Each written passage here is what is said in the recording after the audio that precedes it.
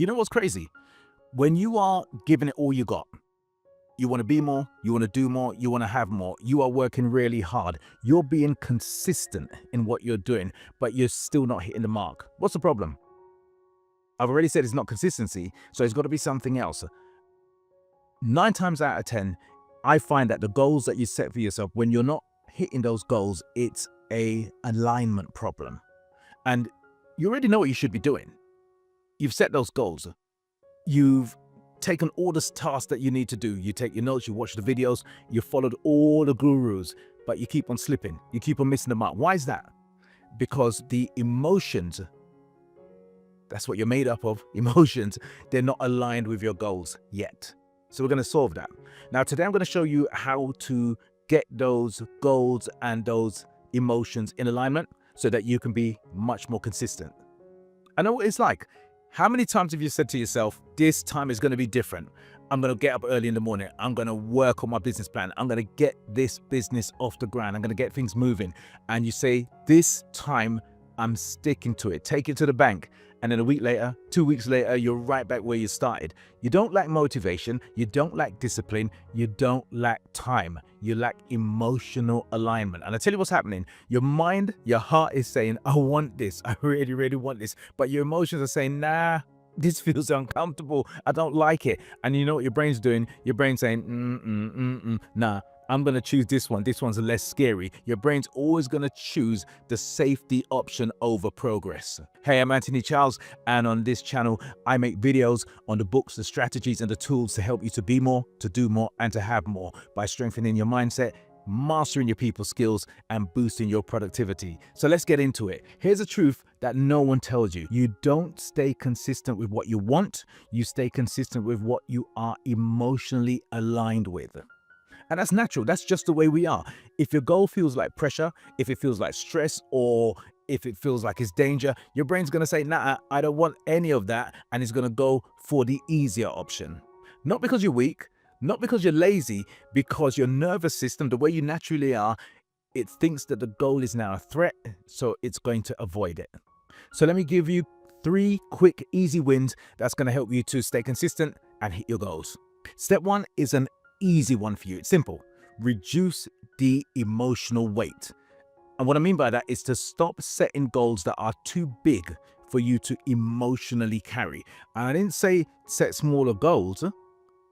I said to stop setting goals that are too big for you to emotionally carry. You got to shrink the action, not the goal. So when you set the goal, instead of looking at the action and saying, right, I'm going to go and I'm going to do 1 hour or 2 hours or 10 hours of this task, make it as small as possible. If you're struggling and you're not remaining consistent and you want to get in alignment with your goals, you've got to start by making it really, really small. So instead of saying, for instance, I'm going to work 10 hours on this goal, start by saying 5 minutes. Seriously, start with 5 minutes. And if you haven't seen how powerful the 5-minute rule is, watch this video here and I'll show you how powerful the 5 minutes can be, because the 5 minutes are emotionally safe. Your brain's going to look at it and your brain's not going to feel threatened by it, and your brain's going to say, yeah, we can do that. And that's your good start. Okay, that's step number 1. I told you it was easy.